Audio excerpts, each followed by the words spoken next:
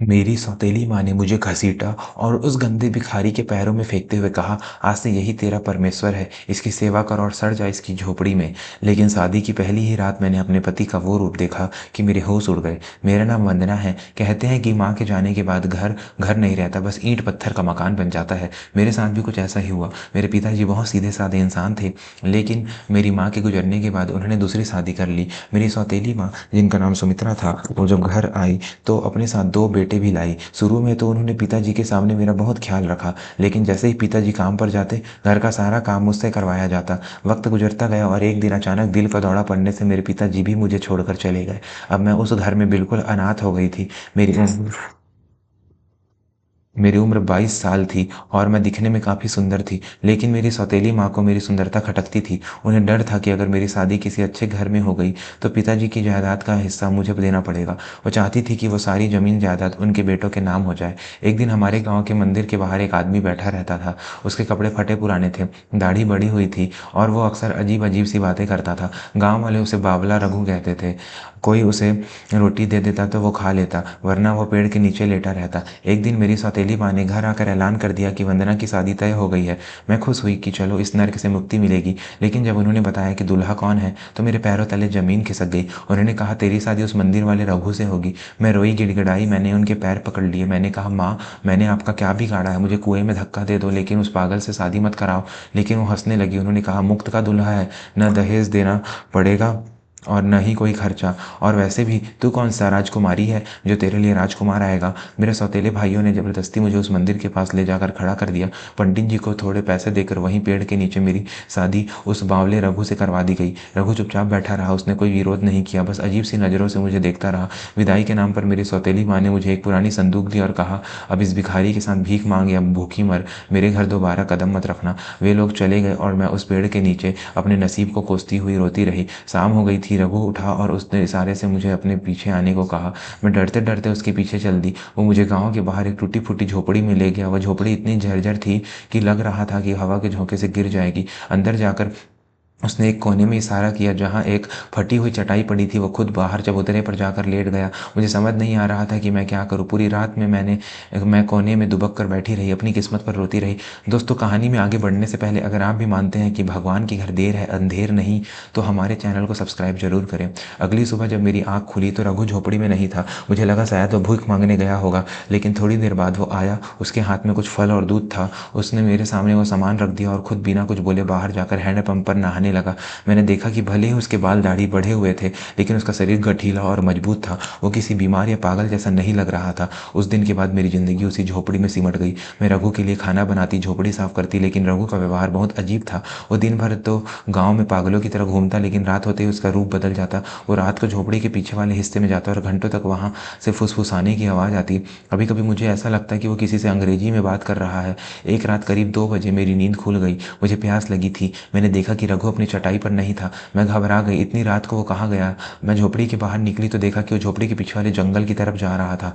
मेरा दिल जोर जोर से धड़कने लगा। गांव वाले कहते थे कि वो डायन भूत से बातें करता है। क्या सच में वो कोई तांत्रिक है?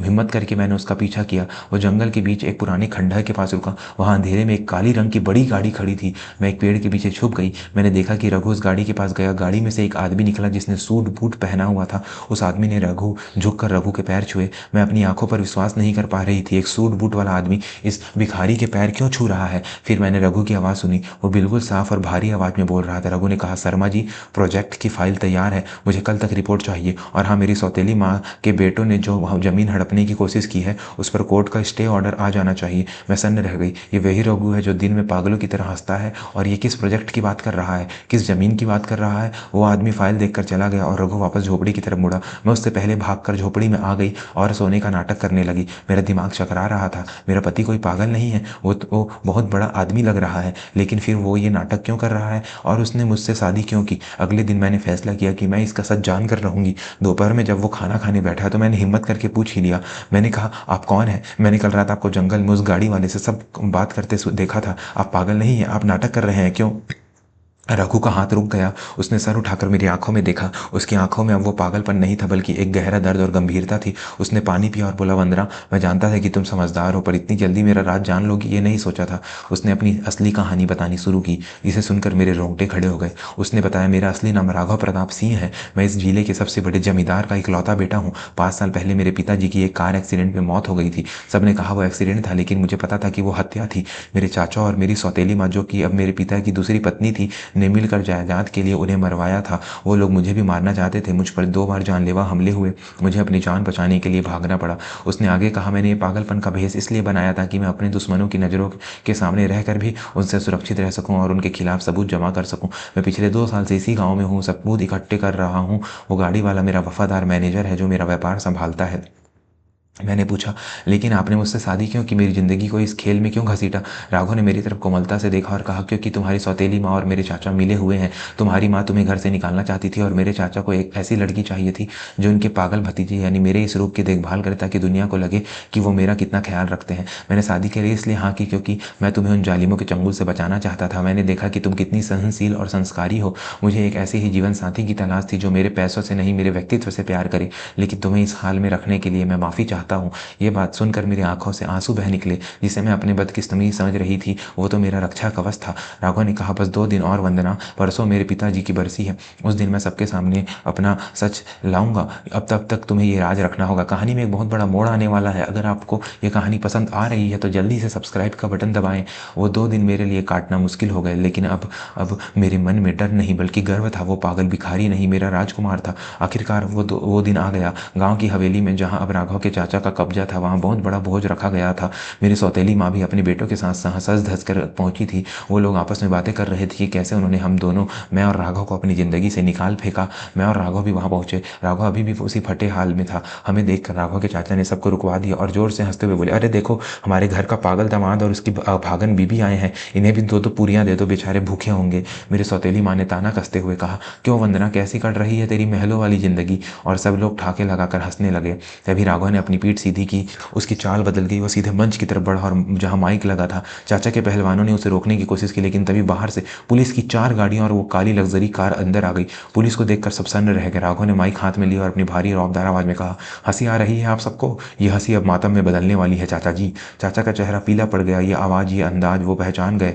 राघव ने अपनी नकली दाढ़ी और बाल हटाए और अपना चेहरा साफ किया। जैसे ही उसका असली चेहरा सामने आया, पूरे गाँव में सन्नाटा छा गया। वो मेरे सपनों का राजकुमार लग रहा था, इतना प्रभावशाली और सुंदर। राघव ने पुलिस कमिश्नर को इशारा किया। पुलिस ने आगे बढ़कर राघव के चाचा और मेरी सौतेली माँ को गिरफ्तार कर लिया। राघव ने सबके सामने वो सारे सबूत वीडियो चला दिए जो उसने इतने सालों में जमा किए थे, जिसमें वो लोग राघव और मेरे पिता की हत्या की साजिश रच रहे थे। मेरी सौतेली माँ चिल्लाने लगी, वंदना बेटी, मुझे बचा लो, मैं तो तेरी माँ हूँ।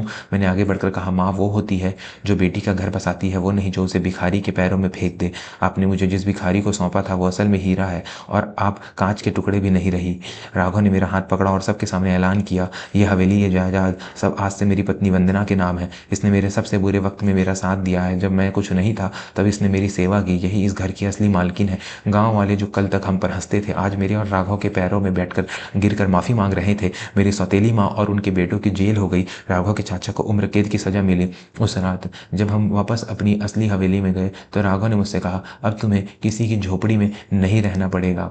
लेकिन मैंने हंसकर कहा, मुझे वो झोपड़ी महलों से ज़्यादा प्यारी है, क्योंकि वहाँ मुझे मेरा राम मिला था। दोस्तों, इस कहानी से हमें यही सीख मिलती है कि इंसान की परख उसके कपड़ों या धन से नहीं, बल्कि उसके संस्कारों और वक्त से होती है। भगवान जब देता है तो छप्पर फाड़ कर देता है। बस सब्र और नीयत साफ होनी चाहिए। जिन्होंने वंदना का बुरा चाहा उनका अंत बुरा हुआ, और जिसने सब्र रखा उसे राजपाट मिल गया। अगर आपको यह कहानी दिल को छू गई हो तो वीडियो को लाइक करें और कमेंट में जय श्री राम जरूर लिखें। ऐसी ही पारिवारिक कहानियों के लिए अभी सब्सक्राइब करें।